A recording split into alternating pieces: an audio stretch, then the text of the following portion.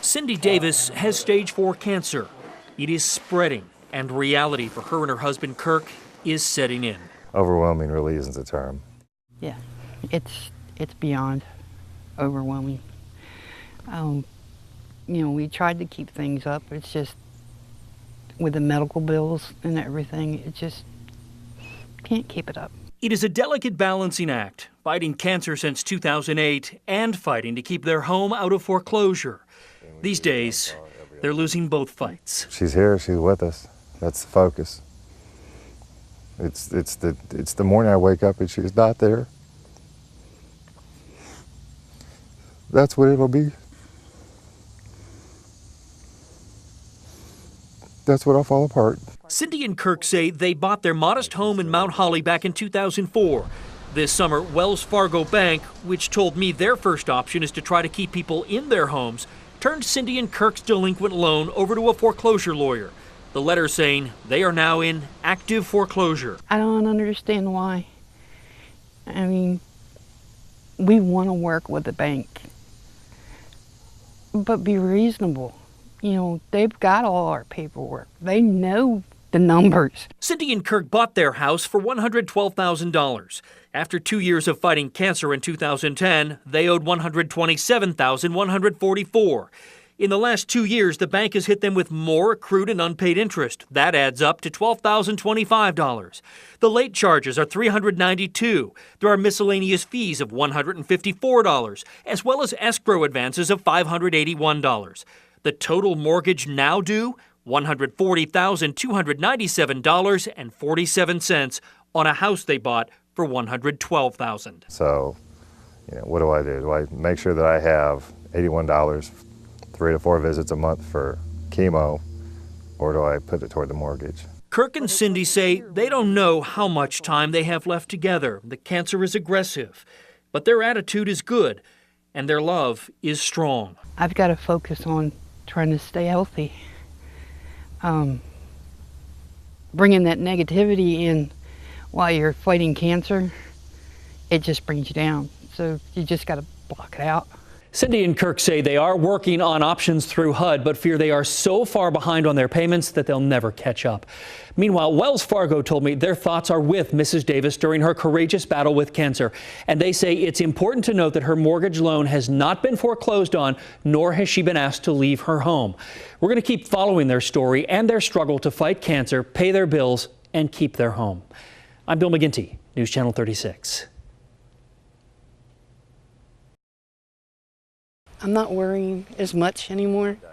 I'm not going to see it till Wednesday because they're going to order it. It's going to take it.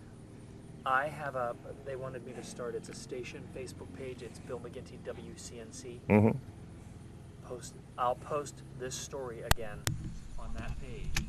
She can post the account information there. Okay. And then I'll share it from there over to our website, our station Facebook page. So that'll get about 2 or 3 million. She's been a trooper through this whole thing. To say that Kirk Davis loves his wife Cindy just doesn't quite cut it. Married for 19 years, Kirk and Cindy are in it together, for better for worse.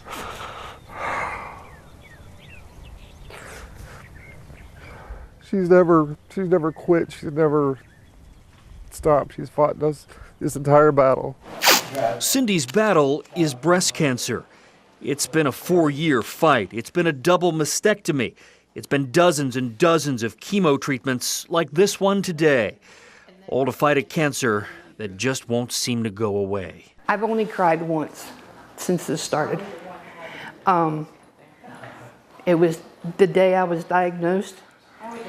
And after that point, I said, no, I'm not a quitter. I'm going to beat this. It is a tough fight, and it's getting tougher. Cindy and Kirk are both scared. He worries about me. And he keeps telling me it's going to be okay.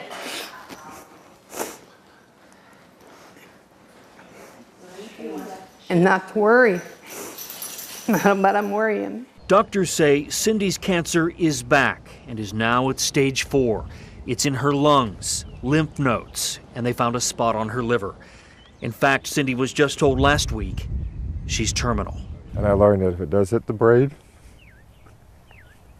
there's nothing we can do. But cancer is just one of their fights. Kirk and Cindy are also fighting to keep their home. Why do you want my house? I mean, there's 4 houses right here that are empty. In and out of foreclosure since 2008, Wells Fargo is telling Kirk and Cindy they have to pay $873 a month to stay. I can afford half of that with all my medical issues, all the doctor's appointments. I spend almost $1,000 a month on prescription medication. Cindy's doctors have even written letters on her behalf explaining to Wells Fargo her complex history of breast cancer. And they say losing her home would be devastating to her health. I don't sleep. There's many a night that, we go to bed and within an hour I'm back up and up all night long. Just worried. Just worried. It has been an agonizing process of letters, phone calls, modification programs, and dozens of different mortgage specialists who pop in and out of their struggle. They're just going to put us out. And it's like, we're willing to pay what we can pay, but it's not enough for them. Cindy and Kirk have even discussed the idea of divorce so that Cindy's benefits would go up as a single woman. And the other options on the table aren't much better than that one. We've got a cap on the back of our truck. We may be moving in there. It has been a hard life as of late, but Kirk and Cindy say they're in it together, waiting for the better that preacher promised on their wedding day almost 2 decades ago. In Mount Holly with the I-Team, I'm consumer investigator Bill McGinty, News Channel 36.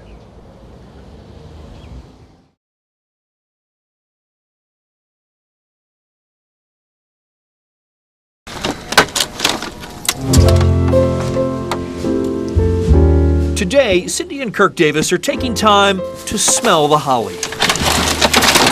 Since I've been a little kid, I've always loved Snoopy. It may look like they're just putting up holiday lights, but today is much, much more than that. Today, they are enjoying their time together.